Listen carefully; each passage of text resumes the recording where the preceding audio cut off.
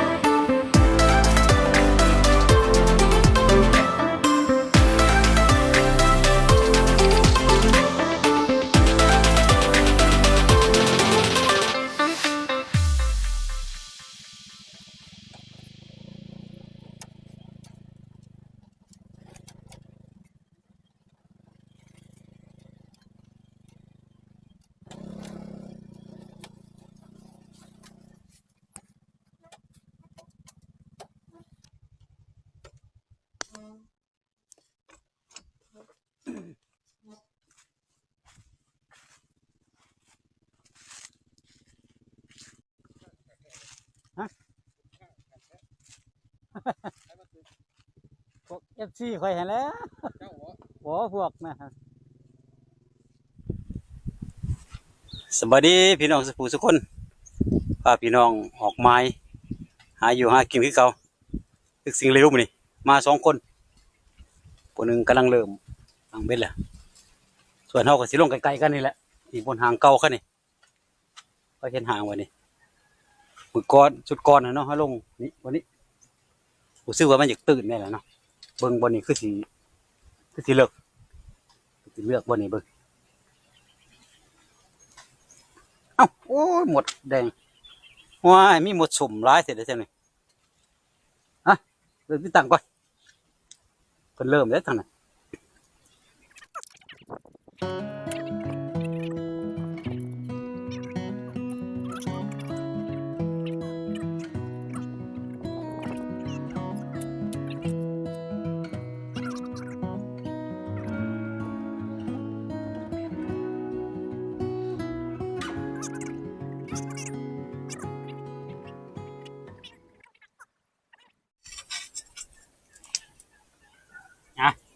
เบ็ดแล้วนะมันลงกันมันฮักก็สิแล้วทั้งนั้นลงไปทะเลใหม่แล้ว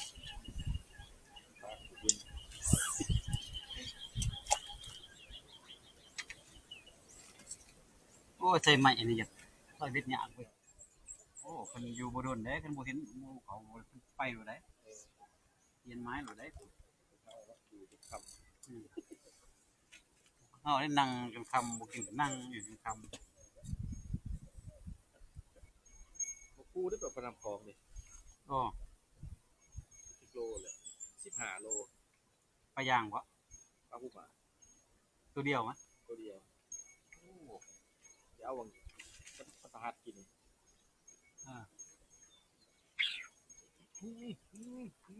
แหกโอ้ตู้เต็มเลยแหกมันปลาตะไซ ถุนลอย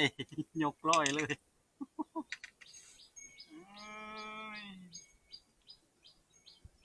อ่าใส่กับมันอาหารเที่ยง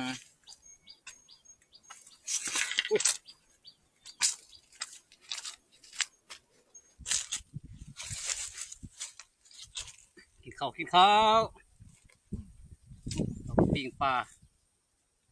โอ้ปลาก็อยากดำๆเว้ยบไดใหม่เนี่ยมันดำจะสิ ดีบตก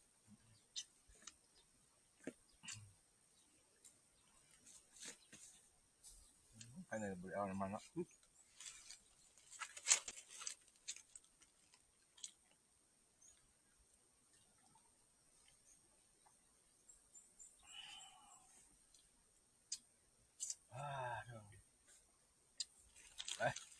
โอ้มีแหงยาว หมดแล้ว กินที่เบียร์ตรงเฮ็ดบุก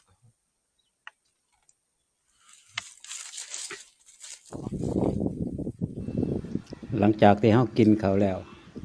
เขาก็เกี่ยมใหญ่ไม้พี่น้องจุดนี้ปลาบกเขาเลยเงียบคักอีเลยก็เลยเกี่ยมจะใหญ่ไม้เดี๋ยวไปเจอกัน EP 2พี่น้อง